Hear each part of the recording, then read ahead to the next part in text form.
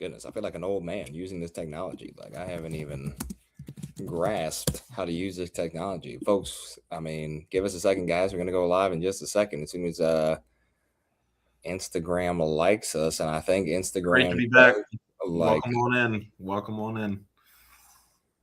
and I think, folks, we are officially live. All right, guys. It's been a long time coming. Did you miss us?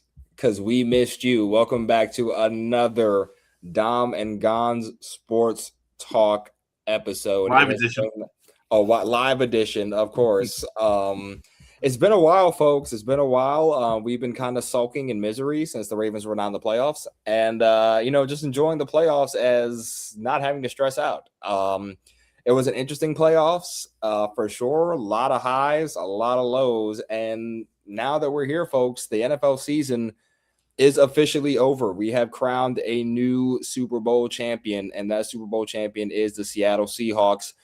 Dominated the Patriots in the Bay, 29-13. That game was you could just tell by the opening snap, the Patriots just had no shot.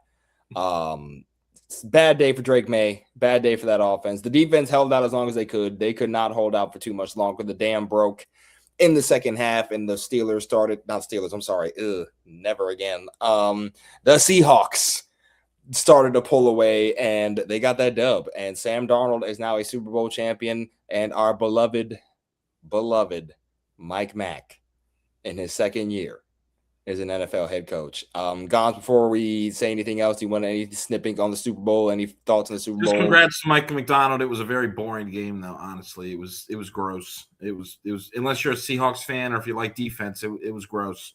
Not a very good Super Bowl entertainment wise. But again, unless you're a Seahawks fan, it was the best game ever. So they got their revenge on the Patriots, but no, I'm ready to talk about these Baltimore Ravens. I mean, there's a lot of things that's been happening. And yeah, now that we are all of us as in all 32 teams officially into the offseason, getting ready for the new league year starting pretty soon, I'm ready to talk about it. The Ravens have been very busy up in the coaching staff department, and I think it's time that we finally shed some light and provide our thoughts on some of this stuff. So and that we shall. But before we do that, we want to apologize because we've been gone for a while. And we did not cover a lot of the coaching hires, guys. That's our fault. We have slacked. That is our bad. We are back, though, and we're going to try to address a lot of it during this live tonight. Obviously, we need to start with the very first hire, of course. Former Los Angeles Chargers defensive coordinator Jesse Minter is currently our head coach. I'm going to give my quick thoughts on the hire. I thought it was a great hire. Minter, for me, was in my top 3 list of coaches that I wanted for the Ravens to start this new era, to go into this new era with a fresh start. And I thought Minter is a great prospect to provide that. Obviously, my top 3, and Gonz knows my list. We talked about it about 30 times while the Ravens were doing their search. Kubes was number 1 on my list, Clint Kubiak. He is now the Las Vegas Raiders head coach after winning the Super Bowl yesterday. So shout out to Kubes for getting that job. Secondly, Brian Flores was number 2 on my list. He decided to remain with the Minnesota Vikings, to remain as their defensive coordinator. Baltimore never really was interested with him. It was apparent because they never gave him a second interview. And after moved on from him after the initial interview. When I saw him not in the second round of interviews, I was like, oh, dang. But he was an interesting prospect. Fine, honestly.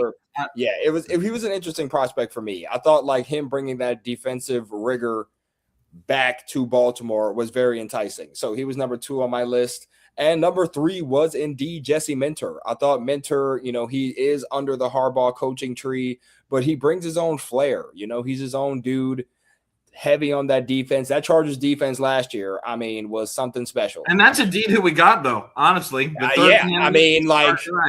And yeah, like you said, I love it. I grow more excited about this as we move closer and closer to the next season, which is still a mile away, but many miles away. But still, I was cool at first, and now the more we heard him talk, we heard the pressers. I'm liking Jesse Minter more and more and more. But anyway, what do you think? Yeah, I think Minter is, I mean, from the press conference, when he talked, it really seems like he's keen on collaboration. And I like the fact that, he's going to welcome in, his new staff, which he's already started to hire. We're going to touch on a couple of those hires in a little bit, but it's just that he's really keen on the defensive staff, offensive staff, everybody working together in a collaboration, everyone's thoughts being heard and recognized, and I think that's very important going forward to have that kind of stuff, because it seems like it's not just his way or the highway. It seems as though that he will be in a collaborative space in Owings Mills. And I think that was pretty dope to hear about that. And it's also very interesting because Minter will also be calling the defensive plays for Baltimore.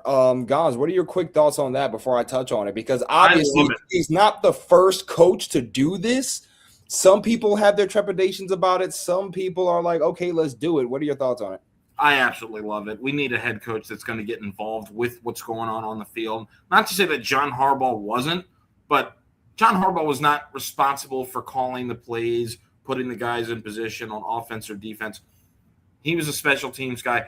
I am totally on board with Jesse Minter taking control of this defense, making it his own, getting more involved with what's happening on the field, why people are where they are, how can we get that collaborative effort on defense? Like, he's going to be the mastermind behind it, and I absolutely think that's great.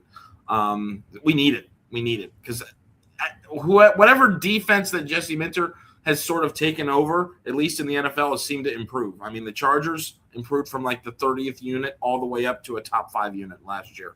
I mean, and they don't even have a lot of great players on that defense either. I mean, you had Derwin James. Well, we got Kyle Hamilton over here. And that was literally about it. There was a couple decent players here and there, but Jesse Minter was really making that talent stand out. He was making that defense more about a collaborative unit as opposed to like different talents here and there. He was making them all play well together, and I'm excited for him to bring that mentality over here to Baltimore.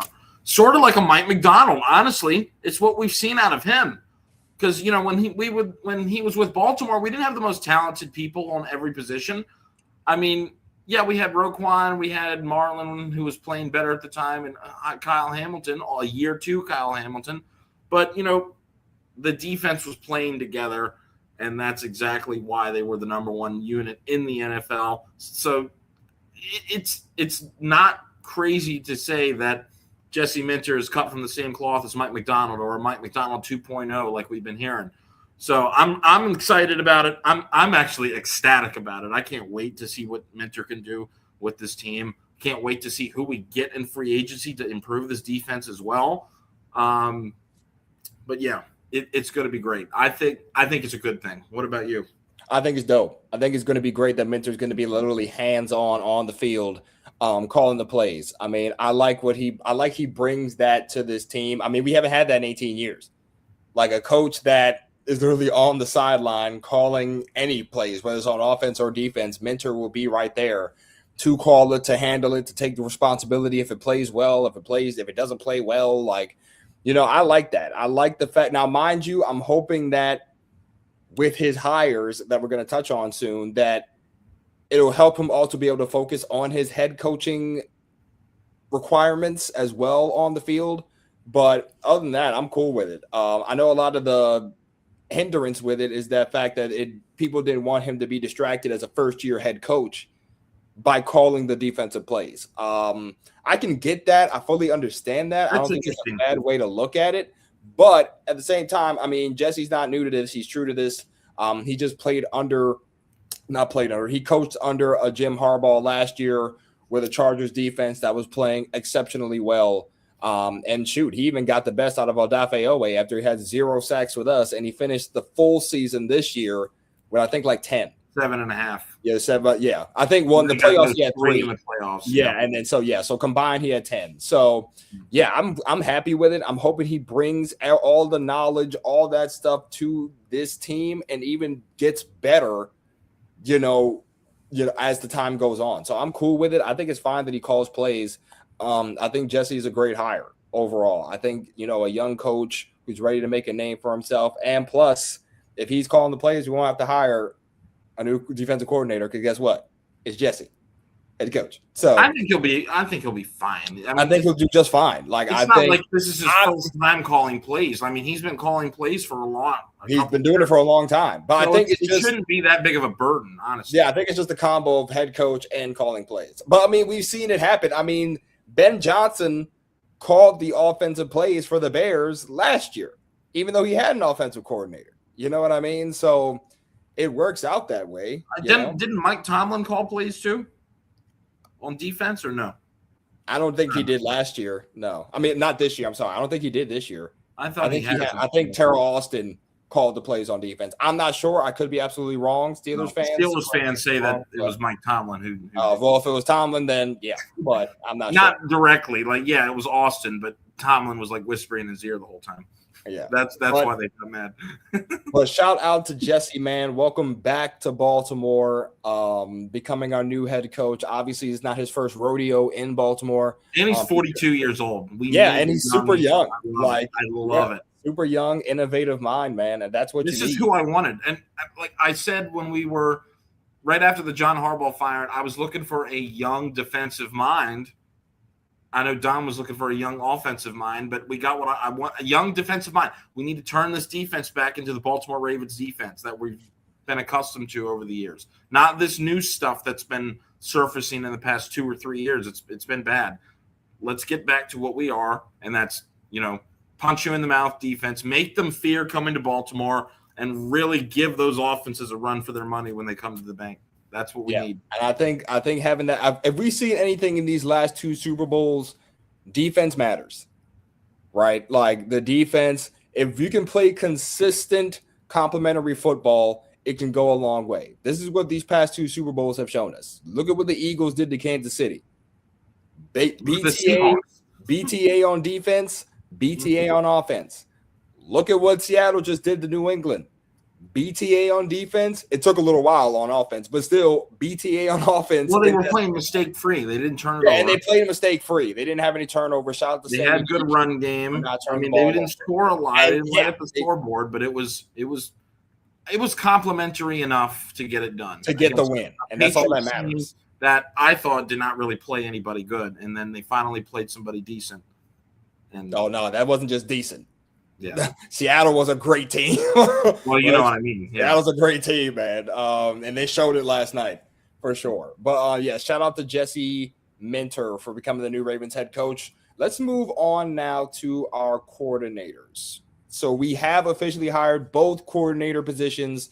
I'm going to start with offense. Gons mentioned earlier about a young offensive mind, that I wanted a young offensive mind to lead this team. And I did. I was looking at Clint Kubiak. I like what he did with the Seahawks. I love what he did with Sam Darnold, making him feel comfortable, kind of adjusting to his play style, and everything worked because they just won the freaking Super Bowl. So I was all in on Kubes. But the Ravens did hire former Chicago Bears offensive coordinator Declan Doyle as their new offensive coordinator. Declan is the same age as Lamar Jackson. So they are the same age.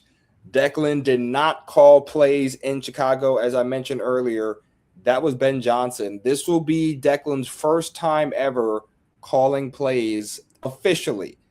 Now, Gons, I know he's unproven. We haven't seen anything yet. Let me give you my thoughts first, because I'm anxious to see how you think about it. Yeah, that's why I'm asking. That's why I'm asking you first. Like, he's unproven. He hasn't shown us anything yet. I don't know what you want to think about it, but me personally, it's not a bad hire. I'm not going to sit here and say, "Oh, that's terrible."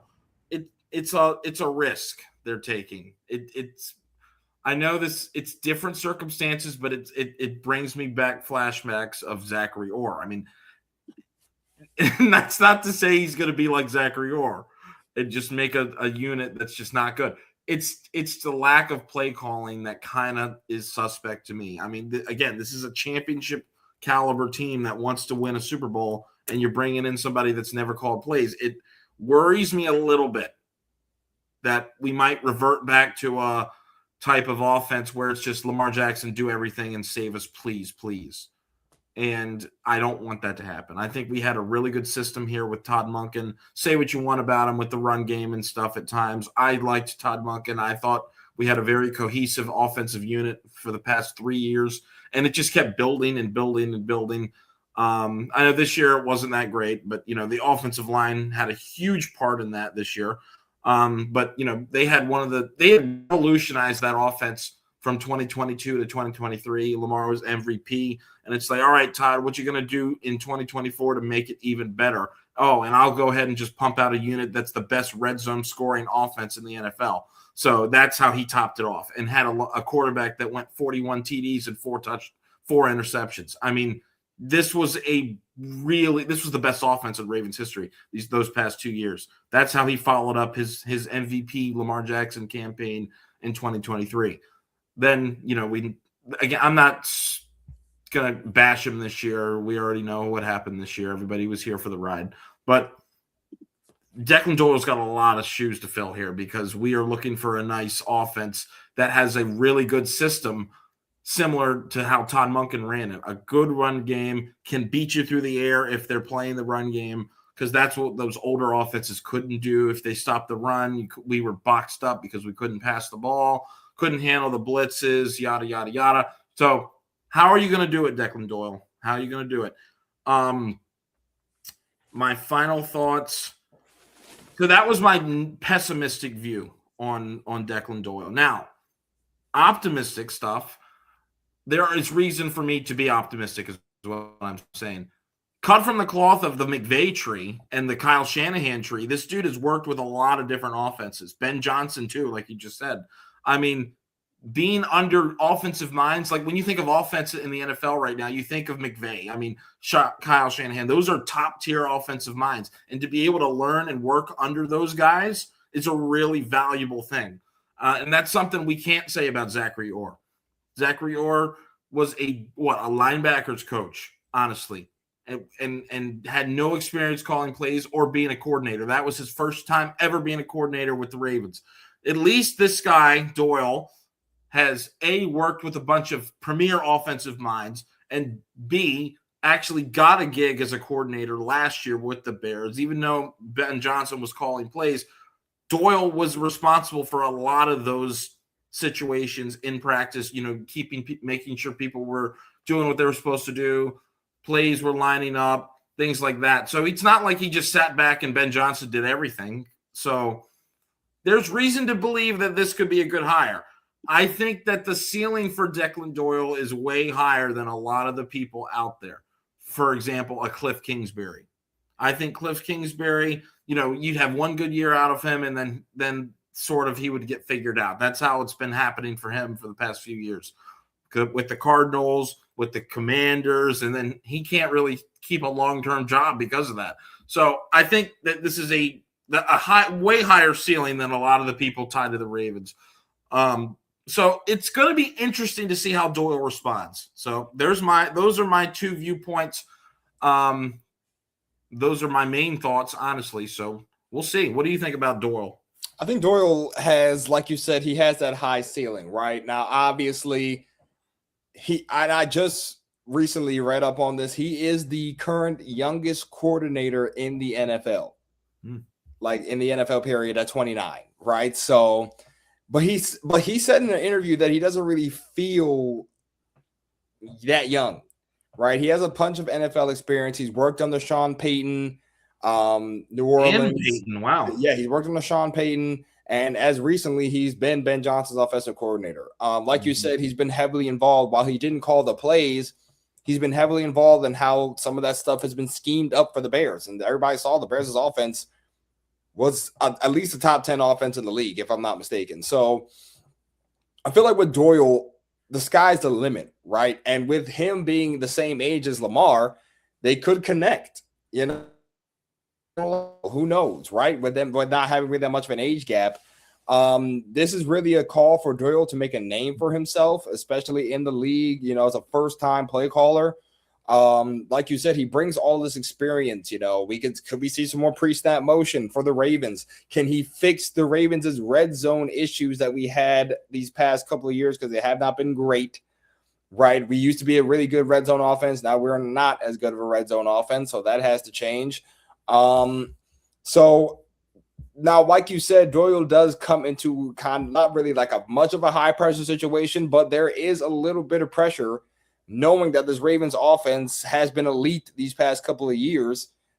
This year, but the Ravens offense has been historically good these past couple of years. And he's got to come into this offense, completely take out a decent amount of what Monken did and kind of make this his own thing, right? I think the one thing that Doyle probably would emphasize is the run game. I mean, we saw how Chicago utilized both of their running backs. You had Kyle Monangai, but you still had DeAndre Swift, and they were both running the ball well and efficiently. And I think with Derrick Henry, and I'm hoping that, this new coaching staff won't take Derrick Henry out of in the fourth quarter in a clutch situation.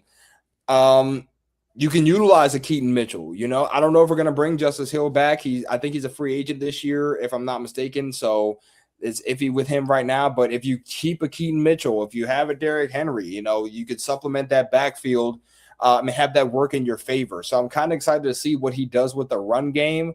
And if he can continue to elevate this pass game of Lamar Jackson and with the receivers that we have, unless we get a new one, who knows. But I think with Doyle, like you said, the sky's the limit for him. I'm rooting for him, obviously. There's no doubt about that he's going to have to come in here and really make this his own thing, like his own offense. And, if he's successful, push comes to shove, we might not have him that long anyway, unfortunately. So we're going to relish the years or two that we may have him if the offense is what it is, and we'll go at it from there. But with Doyle, I think the sky's the limit, and I'm excited to see what he can do and how creative he can get with a quarterback like Lamar Jackson, with a Derrick Henry, with the weapons that we have, and, see where we go from there. So any final thoughts on Doyle before we move on? So it looks like he was an Iowa student. He was.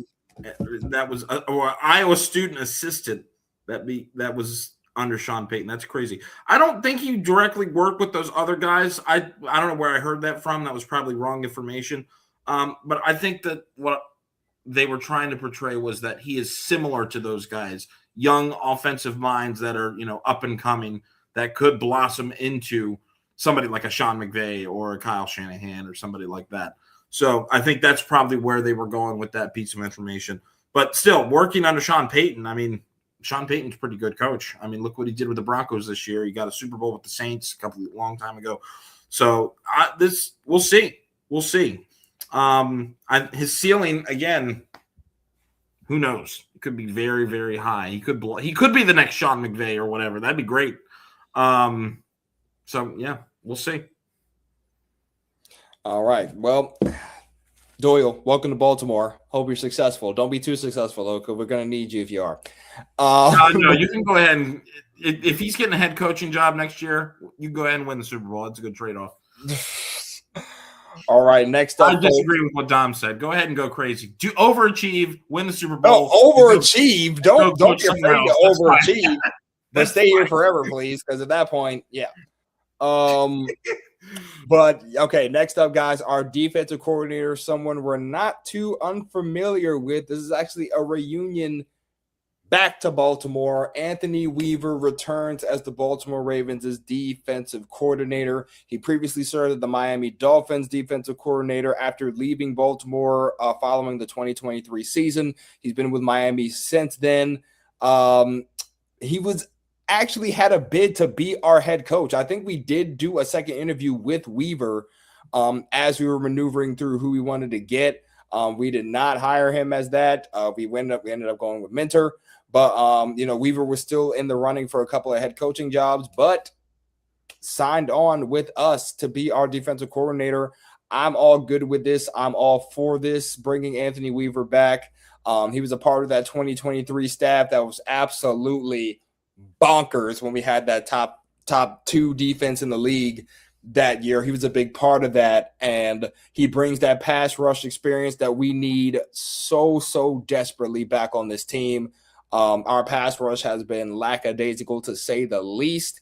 And I think him being able to imagine him being able to bring up that dog in Mike Green, you know what I mean? Or that dog in Tavius Robinson, So I'm all here for Anthony Weaver coming back. It's a great welcome back for Anthony Weaver. That Miami defense, they took some hits injury-wise, so I can't really say too much bad about them. I don't want to like brag on them knowing that they were hurt last year.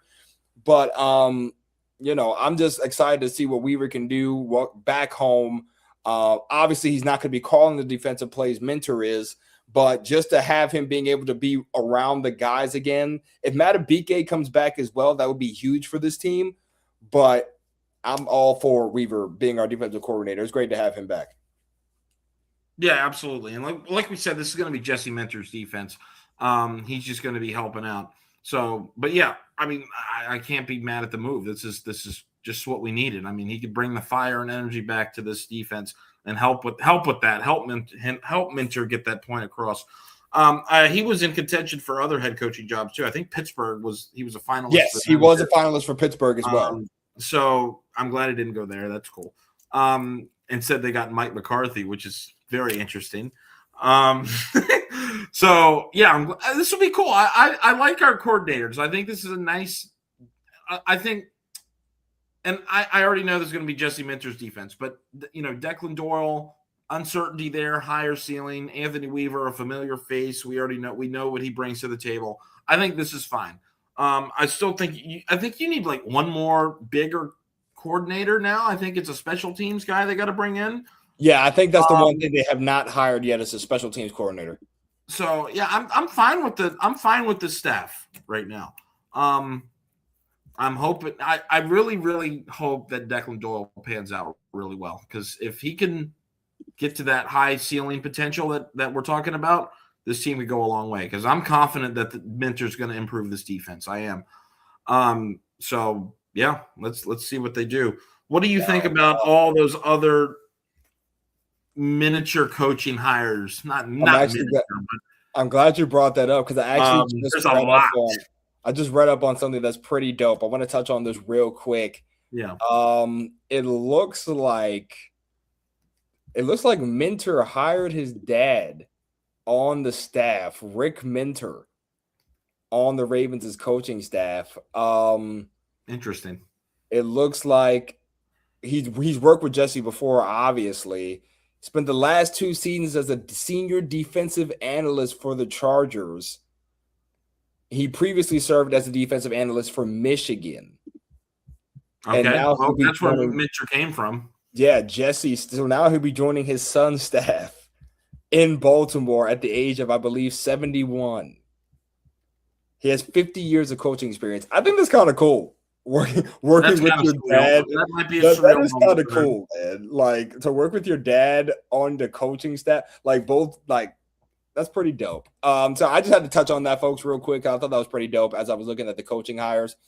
I think it's pretty cool. But Gons, to answer your question, man, I've liked a lot of the hires the Ravens have had so far. As far as like those other roles in the coaching staff that needed to be fit. Just to highlight a couple. Mike Mickens.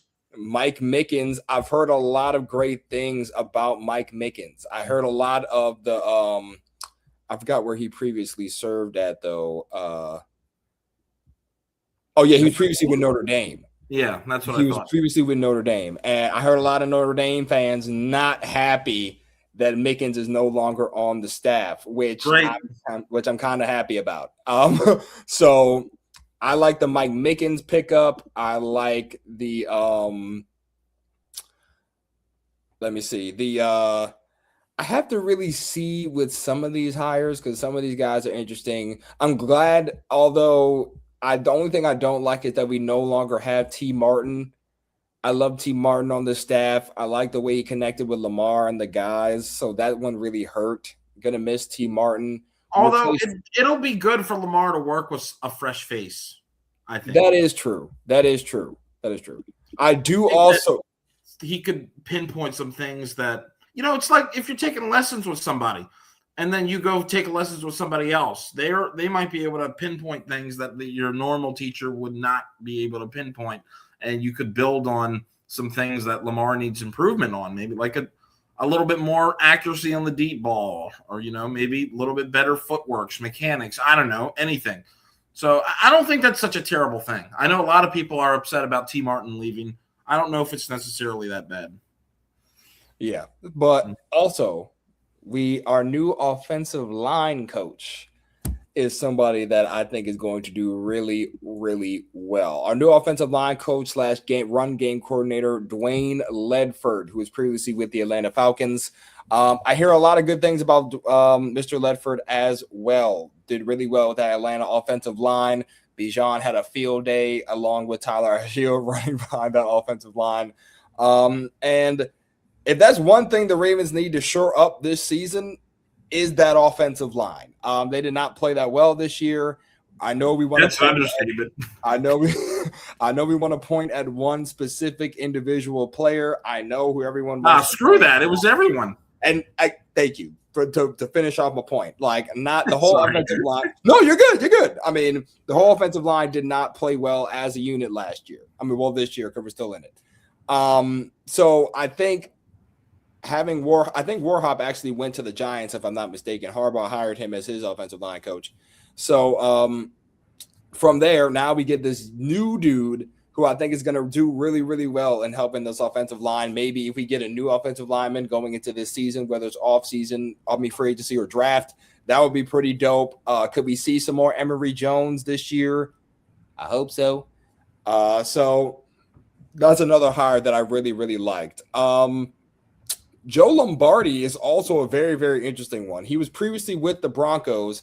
I think Sean Payton fired him after they lost to the Patriots in the AFC Championship game. I think Lombardi served as the offensive coordinator for Denver and is now on our staff as a – let me make sure I get the right thing here. As a senior offensive assistant. I'll take that. I'm going to fact check myself before I say inaccurate things because I don't want to say inaccurate things. Yeah, so I was indeed correct. So he was indeed on Sean Payton's staff. He did serve as the Broncos' offensive coordinator. Broncos let him go, and now he's on our staff as an offensive assistant. Am I mad? No, because the Broncos actually did pretty well last year. So I'm cool with that. So I'm liking a lot of these staff hires. I mean, it feels like Minter is building a really, really good staff, and I'm digging it. I'm truly, truly digging it. Oh, last one, Gons, and I'm gonna give it to you for any thoughts you have on some of these coaching hires. Another one that I really, really liked is Eddie Faulkner. He will be our new running backs coach. I think he previously worked with the Pittsburgh Steelers as their running backs coach. So now he's ours. And I think if we saw how Kenneth Gainwell played as well as Warren played, how they were used, they were both playing well off of each other. I can see that in the Ravens backfield with the Derrick Henry, Keaton, Justice, however you want to put it. I like that. I like that possibility. I'm excited for that. I'm hoping that Faulkner brings up the flair with this running back room because we need it. But I'm cool with it. Those are some of the key hires that I really, really liked. I like how Minter is filling out this staff so far. I feel like it's only up from here. Now, we do need that special teams coordinator. I don't know who that's going to be, but I leave it to you. Who are some people that you kind of like? Honestly, you hit all the ones I really wanted to talk about. And I'm not going to lie to you. I don't know too much about some of these guys aside from Declan Doyle and Anthony Weaver and some of those bigger names. But I think that this is going to be – we can start to wrap up here, by the way. I think this is really – I'm very excited right now. I am not really – usually at the end of the football season, like the end of the Ravens season, whenever that is, divisional round, championship, or this year before the playoffs, I'm like annoyed or sulking, and it's like, oh, we got to wait all this time. I'm not feeling like that. I'm excited. Like, this is the first time we have had uncertainty in Baltimore for like years and years on years, stacked on years, and even stacked on even more years. So this is exciting. Watching Minter build this staff. We're approaching free agency. Eric DeCosta wants to go out and build a team. We need to get Lamar signed first, obviously, but there's a lot of like I'm hoping it's good uncertainty. Like we can overachieve, get a Super Bowl. Well, that Minter says that's his goal, so that honestly wouldn't be an overachievement. That would be the standard. I'm hoping we can do it. I'm excited. I haven't been this excited since this football season ended in a long time. So, yeah, I'm going to be a little bit antsy in this offseason just because of I don't know what's to come. This is going to be a new-look team next year. I don't know what to expect. I really don't. And hopefully it's not worse than what we've had. I don't think it will be, but, we don't know. I'm just it's exciting to just not know what you're going to get. Like, are we going to be a dominant defensive team again? Like, are we going to be able to keep the offense up to the standard we've been establishing for the past few seasons? I don't know. I don't know. That's the key. That's why I'm excited. So let's see. Let's literally see. Yeah. You bring up a great point. Like, we don't know what to expect, right? Like we've had Harbaugh these past couple, not even these past couple. We had him for damn near 2 decades of him coaching this Baltimore Ravens team. You knew what you were getting with Harbaugh as the years went on at this point, right? This is a new era of Ravens football. After almost 20 years under John Harbaugh, the Ravens have hired their 4th coach in franchise history. Like, we have no idea how the season is going to go. Is the defense going to be that great? Can the offense maintain what had been built years ago? You know what I mean? How will this team be built? Will it be defensive centered this time around? Like, are they going to focus on that at free agency? If Lamar signs the extension, when Lamar signs the extension, how are they going to build this team? What are they going to focus on? What is the draft going to look like? What is pick 14 really going to be? We got a good high pick this year, honestly. Yeah, we are in the middle of the draft for the first time since we drafted Kyle Hamilton.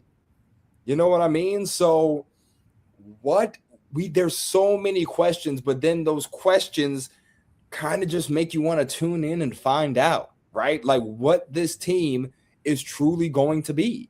And I'm not going to lie, like you, I am excited for it. Like I'm looking forward to seeing what this team can be going into the 2026 season. Like, who knows? Who knows what it's going to look like? I don't know. But like you said, this Minter era is going to be fun to watch. I'm hoping.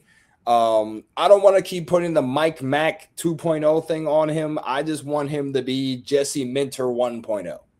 You know what I mean? I just want him to be the best version of himself, and I just let it loose. You're a head coach for the first time in your NFL career. Well, in your coaching career, between college and the NFL. This is your chance to make a mark on a franchise who has wanted change, has been begging for change, and you are that change. So the whiteboard is completely erased. This is a new story, right? So I'm excited for it. Hey, listen, if we do it year 1, I swear to goodness, I'm crying in the car. Like I never thought I'd cry in the car. I'm crying in the car. If we do it year 1, that would be pretty freaking dope. If Minter just turns this whole shtick around and we're in the Super Bowl year 1, like that would be. Let's be real. We're not far off. The team is close. There's just a couple things here and there that they got, a couple tweaks, a couple changes they got to make, offensive line, and defensive line, blah blah blah. But they're close. They really are. And I'm not trying to just be a homer here. They've got the cornerstones of a championship team. They do. They've got the running backs. They've got the safety. They've got a playmaker, Kyle Hamilton. I mean, if we can get Roquan Smith a little bit back on track, we got him. I mean, we got Teddy Buchanan. Hopefully he can come back on time. I mean, who could potentially rise as one of those Roquan Smith type of leadership linebackers. I mean, the people are there. And if we get Matabike back, I mean, we saw his little cryptic tweet of good news or whatever he said. I don't remember. Hopefully they can bring back Tyler Linderbaum. You know, they've got guys. They do. They've got foundational pieces. They have foundational pieces that they can build on. Mm-hmm. Right. So they just have to continue to do that. And that starts with free agency, and it starts with knowing how to utilize what you have in the draft. Mm-hmm. Could the Ravens use some of those draft picks? Maybe make a trade. Like DeCosta said in the press conference with Bisciotti, could we go get a big ticket guy to change this team? That's the first time they don't need to even consider blowing it up. That's what exactly. Like, they are close. They're close. Like those chokes in the fourth quarter, those drops at the end of the game, the fumbles, turnovers, and lack of turnovers for the defense in playoff games. And I love how Minter said we need to be our best when we're needed to be our best, aka end of the games and playoffs. Yeah. That's literally what he was saying without saying it. Yeah. Be our best when we're needed. I loved it. I loved it. It's important to do that. And we haven't done that in a while. So I think we haven't done it for years. Yeah. And I think with Minter coming in, that changes that mindset. You know what I mean? So I'm here for it. I'm really, really looking. I think the new league year starts mid-March. So I'm looking forward to see how they build this team, man. It starts with extending Lamar, trying to get Linderbaum signed so the Giants don't try to poach him, and and it goes from there. But let's see what this is going to be a lot of pressure. This is going to be my final thought. This is going to be a lot of pressure on DeCosta to build this roster. You no longer have Harbaugh to partner with, right? In a sense, like you and John, obviously you work together, build the teams that have come up these past couple of years, and you guys have not made a Super Bowl. And then what happened? Bisciotti made the call and fired John Harbaugh. Now DeCosta, it's on you. You know what I mean? It's up to you to build that relationship with Minter and go get some dogs to help build this team, man. It's up to you guys. You can't go 2 for 11 in a draft anymore. Like you can't keep doing it. You know what I mean? The numbers have to go up in this draft. This is probably one of the most important drafts of Eric DeCosta's career, in my opinion. Because in the start of this new era, you're going to have to at least hit at a good clip as far as starters in this year's draft, or at least guys who are going to make the roster and actually complement this team. Because these past couple of years, it's been up and down. You know what I mean? These past couple of drafts, we've had about maybe 2 or 3 starters a draft, if that. You know what I mean? So I think going into this draft, DeCosta has to lock in, right? He has to lock in. Scouts have to lock in and really focus in on players who can help this team. And I don't want to hear that rookies can't do it. We saw what Nick Emenwari did in the Super Bowl. We saw what he did to help his team succeed. I'm not saying Malachi can't be that. I think he has all the potential in the world to be that. I can't even blame Malachi for a lot of the season because we don't know what he's going to look like in this new system. You know what I mean? So can Mike Green be that guy in this new system? I think they both can be. But this is on DeCosta now. You have to build this roster and you have to make a contender. You do. Lamar's about to be 30. Time's a ticking, So generational quarterbacks don't grow on trees. Like it doesn't happen often. So they need to win soon and fast. Mm-hmm. But yeah, folks. So those were our thoughts on the coaches. Great to see that Minter and those guys got right to work and got some dogs on that coaching staff. I'm excited to see how they get to work going forward. Gons, any final thoughts before we wrap up the stream? No, we'll be back soon though for free agency predictions because we need to do that before March. Yeah, that's going to be pretty fun. I actually have some tidbits I want to throw in, but we'll save that for the video. But yeah, folks. Thank you for joining in on the stream. Sorry we've been absent for so long. Life's. We had to survive a winter storm. We did that. Thank you. But yeah, so we're making it through. We're going to try to be a little more consistent with the content. The season is over, but a new chapter begins for the Baltimore Ravens, and the next season, well, technically the new league year is next month. So we're waiting for that. But yeah, folks, until then, I'm Dom. That guy over there is Gons. We'll see you next time. Thank you for tuning in. We appreciate it. Oh, wait, before we go, please don't forget to like, comment, share, subscribe, all that fancy jazz. And yeah, I'm Dom. That's Gons. We'll see you next time. Go Ravens 2026. We're coming for you. It's the truth. Go get Lamar now. Please.